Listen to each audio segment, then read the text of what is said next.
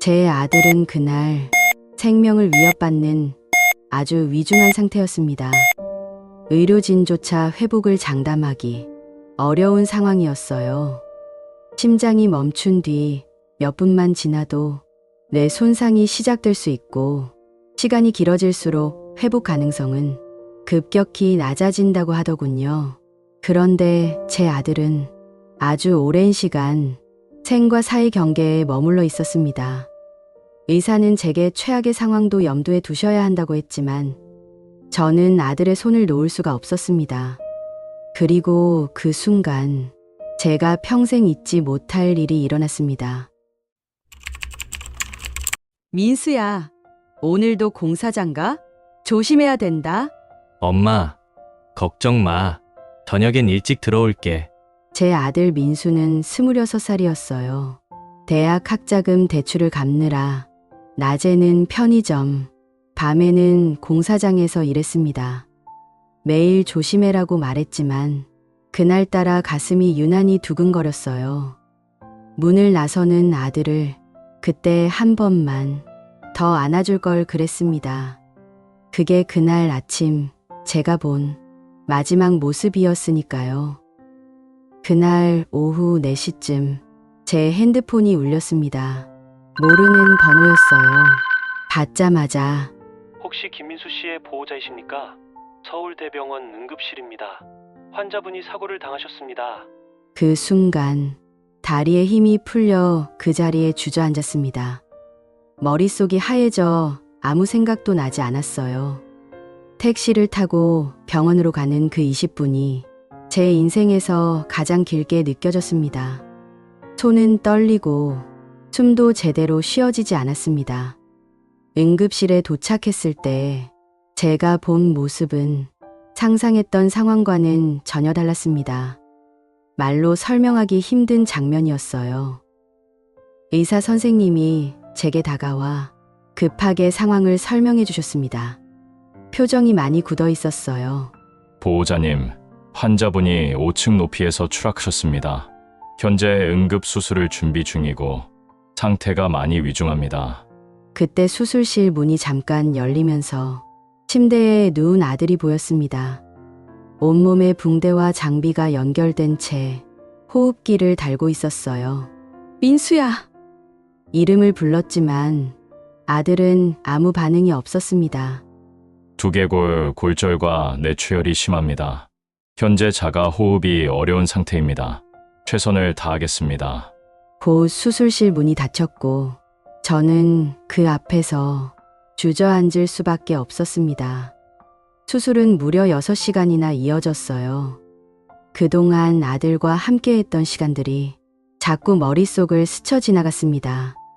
밤 11시가 되어서야 수술이 끝났고 의사 선생님이 나왔습니다. 표정만 봐도 상황이 쉽지 않다는 걸 알 수 있었습니다. 수술은 마쳤습니다만 뇌 손상이 심해 앞으로의 경과를 지켜봐야 합니다. 그 말을 듣는 순간 아무 말도 할 수가 없었습니다. 환자는 중환자실로 옮겼습니다. 잠시 후 면회는 가능하지만 좋지 않은 상황도 염두에 두셔야 합니다. 새벽 6시쯤 연애가 가능하다는 말을 들었습니다. 그 말이 사실상 마지막일 수도 있다는 뜻이라는 걸 저는 알고 있었습니다. 떨리는 손으로 문을 열었고 그 안에서 아들을 봤습니다. 얼굴은 붕대로 감겨 있었고 온몸에 기계가 연결돼 있었어요. 침대 옆 모니터에서는 아주 약한 소리만 계속 나고 있었죠. 저는 아들 옆에 조심히 앉아서 그 손을 잡았어요. 민수야, 엄마야, 엄마 왔어. 대답은 없었지만 멈추지 않고 계속 말을 걸었습니다. 혹시라도 들을 수 있을까 싶어서요. 그런데 그때였어요. 아들의 손에서 정말 아주 미세하게 뭔가 느껴졌어요. 어머님, 잠깐만요. 이게 좀 이상한데요. 그때까지 거의 변화가 없던 심전도 모니터가 아주 미세하게 반응하기 시작했어요. 반사적인 신경 반응일 수 있습니다. 아직은 단정하기 어렵습니다. 그래도 저는 손을 놓지 못했습니다. 이유는 잘 모르겠지만 아들 손이 조금씩 덜 차가워지고 있다는 느낌이 들었거든요. 그래서 계속 말을 걸었습니다. 민수야, 들리지? 엄마 목소리 들리지? 조금만 버텨. 엄마 여기 있어. 의료진도 계속 상태를 지켜보고 있었고 저는 그 옆에서 손을 놓지 않았어요. 40분이 지났을 때 심박수가 올라가기 시작했고 정확히 1시간 7분 뒤 선생님, 혈압이 정상으로 돌아오고 있어요. 그때였어요.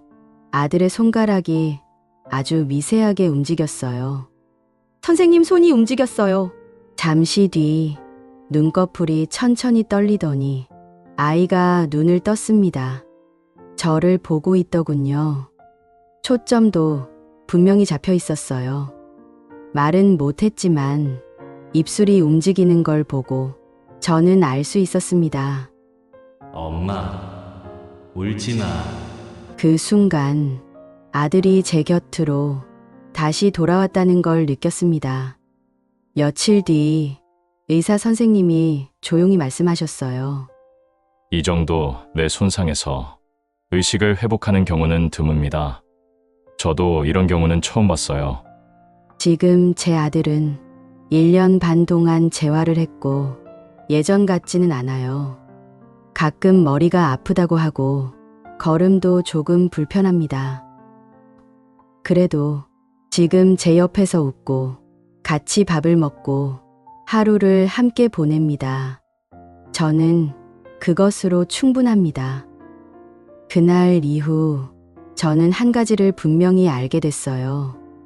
우리는 늘 내일이 당연히 올 거라 믿으며 살아갑니다. 그런데 살아보니 인생은 예고 없이 변하더라고요. 아침에 잘 다녀와 하고 보낸 사람이 저녁엔 곁에 없을 수도 있어요. 저는 다행히 다시 한 번 기회를 얻었습니다. 하지만 모두가 그런 기회를 갖는 건 아니죠. 지금 이 순간 사랑하는 사람에게 미뤄두었던 그 말 꼭 전하세요. 그리고 한 번 더 안아주세요. 그 말 한마디와 그 포옹이 누군가에겐 살아갈 힘이 될 수 있습니다. 이 이야기가 마음에 닿으셨다면 좋아요로 함께 해주세요. 감사합니다.